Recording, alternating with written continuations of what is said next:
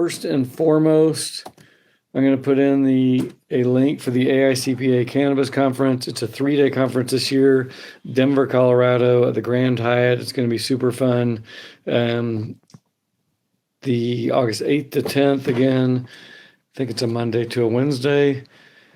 I will be there. I help plan the event. I'm speaking at least 3 times, including opening remarks on day 1 and including the final fireside chat on day 3. I'll also be speaking on day 3 about how to get into the cannabis niche.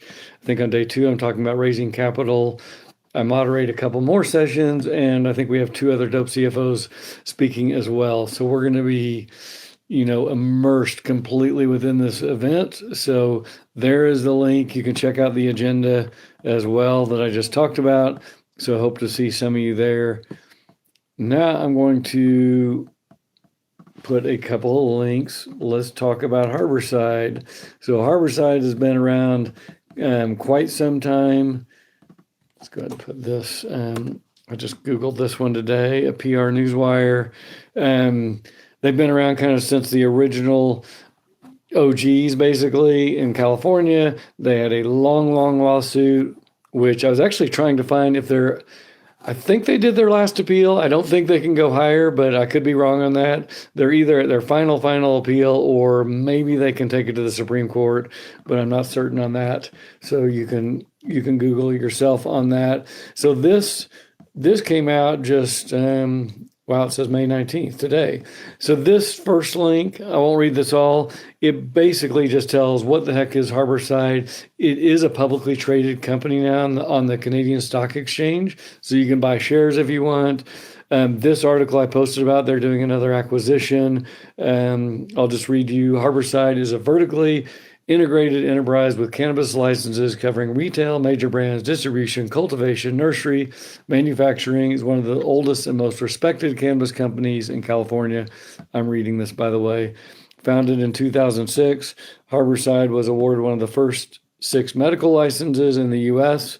Today, the company operates 14 dispensaries all over California, Oregon, Oakland, So, that's just kind of the background. And if you want to follow them as a publicly traded company, of course you can. Another thing I'm going to link in here is we have again, toss in questions on the event, Harborside, or anything else, and I will get to those. Even if you're watching the recording later and you post a comment, I should usually see it and can answer things later. So I'm going to post in our blog. This blog was done a little while back on the case review. This one through the courts for years. And so first and foremost, when I'm guiding any client, I've been involved in many companies and many pieces of litigation, both as the prosecuting side or the defending side, and litigation sucks. It costs a lot of money. The way I look at it, whether you win or lose, both sides lose. The attorneys win; they get money and fees, and that's the way it is in this system under the U.S. And so, if I was a cannabis owner or dispensary, I want to focus on my brand and market share and revenues and growth. Get to an exit. I don't want to waste my time, A, trying to beat 280E, and B, spending my time in the courts. Yeah, it's a noble cause to try to overturn, is this unconstitutional or whatever, some of their claims. But you know what? More likely than not, we're going to get federal legalization before we win it via the courts. So right now, I was on the AICPA planning committee yesterday with some big national firms. They were talking about some lobbyists that were actually in a famous senator's office yesterday and just talking about what's the latest status. We're as close as we've ever been to federal legalization. We may not get there quite yet, but the House is pretty much there. The president would likely sign. And how many votes short are we in Senate of 60 votes? It looks like 2 or 3. There's a very good chance we'll get Safe Banking Act tagged on to another bill, which would be awesome in and of itself. But as far as full legalization, who knows? It's probably coming. So first and foremost, tell your clients, you don't want to waste your time with lawsuits. You'll spend a fortune. You'll lose no matter what. And so at the end of the day, Harborside, I'll just cut to the chase. Yeah, they lost and they had to pay 11 million in fees. But then you ask yourself, well, how much do they pay on attorney's fees with these bigwig attorneys fighting this case for years? I would say easily another 10 or 11 million. Or, I mean, I could be wrong, but I know how much attorney's fees are. And it's, oh, hey, Mary Beth. Yeah, so you just don't want to be in court. So let's learn from Harborside. And the other backdrop around this, and as the IRS comes in, they're winning every case pretty much. They're winning big fees from even small. I mean, go back to the Altermeds. They were just a small little firm in Colorado, and they lost a big judgment. I think it's close to $500,000. And so the IRS, in a TIGTA report that came out last year, they are focusing on cannabis to audit because it's low-hanging fruit for them. They can get more dollars per audit out of the cannabis field. They know when they did a review of, I think, 400 tax returns or something on the West Coast a couple of years ago, they found that I think 80% of them were wrong, and they were mostly wrong, almost all of them, underpaying tax. Not surprising. I still, via our community of Dope CFO, I think we are the leader. There's over 500 of our Dope CFO VIPs in all states. We talk about this daily, new clients, etc. Most farms, dispensaries, whatever, manufacturers, probably easily 8 out of 10, their books are nowhere near correct. Their tax returns aren't correct. The books are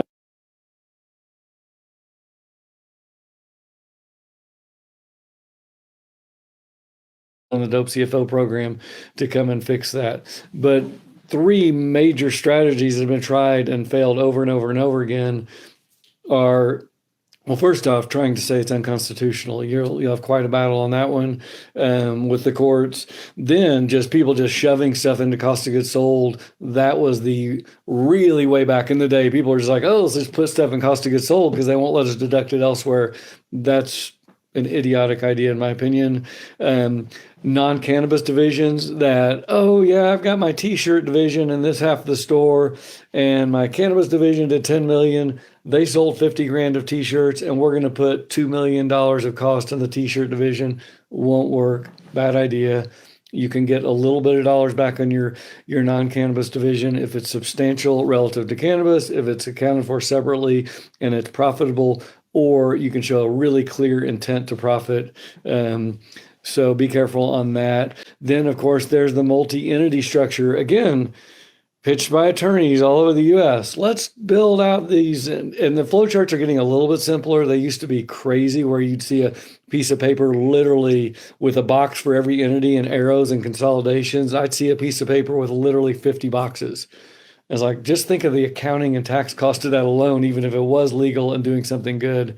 Not to mention, can anyone actually understand it? That's not the best idea either. As a matter of fact, using multi-entities to try to move costs around can actually backfire, and you can end up with double income on phantom income and pay more tax. So it can actually backfire on top of all that. And oh, by the way, when an attorney gives you this strategy, pay me, I'm going to set up a bunch of entities for you, and then see you later. And then, 3 years later, when you get sued or whatever by the IRS, are they going to join in with you and help you defend their ideas? No, they won't. As a matter of fact, if they defend cases, they'll charge you even more money to go into the courts for years. And so again, be super duper careful on this. You can Google.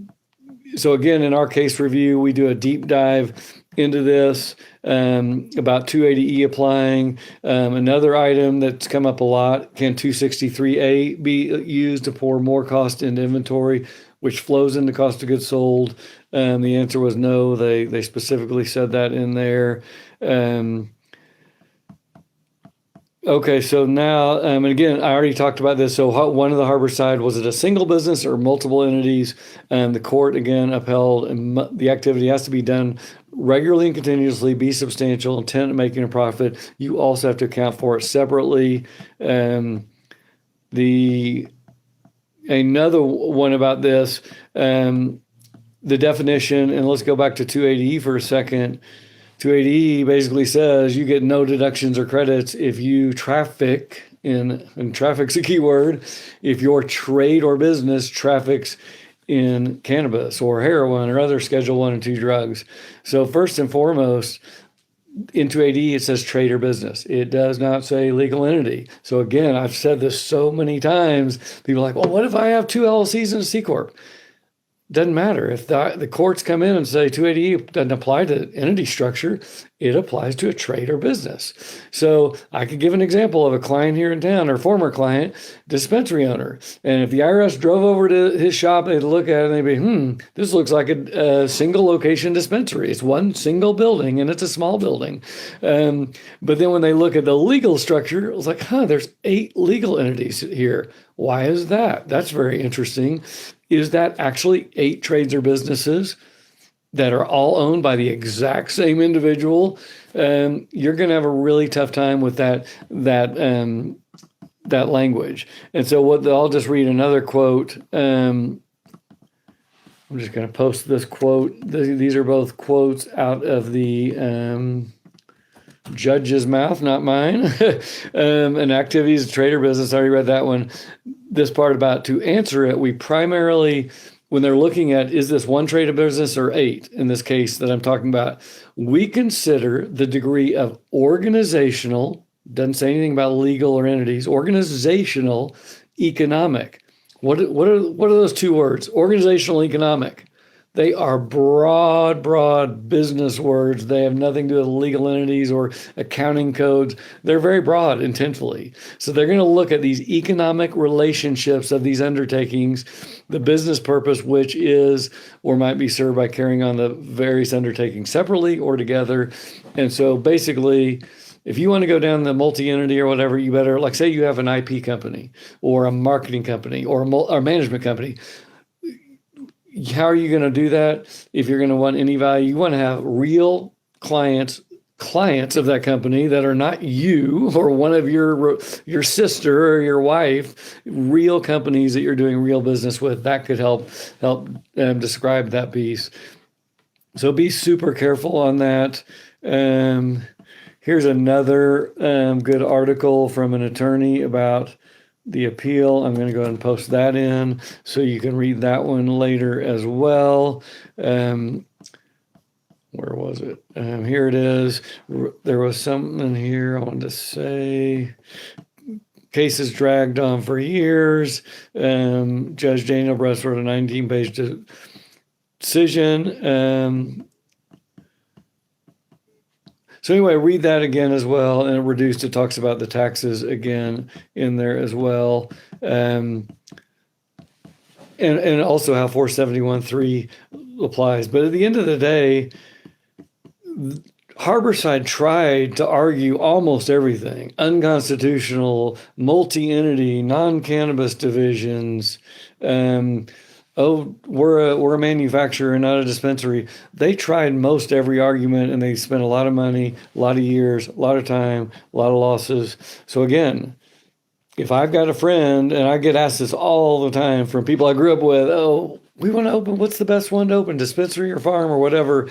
How should we do this? How do we beat 280E? I tell them, don't beat 280E. You want valuations aren't based on net income in this industry or many others as well. They're based on revenues, growth, brand, etc., location if you're a dispensary. So anyway, I will quit preaching on this. I think I've given you enough info to dig in deeper if you want. And I will see you all next week. If you're an accountant that want to learn more about our program, just check us out at dopecfo.com.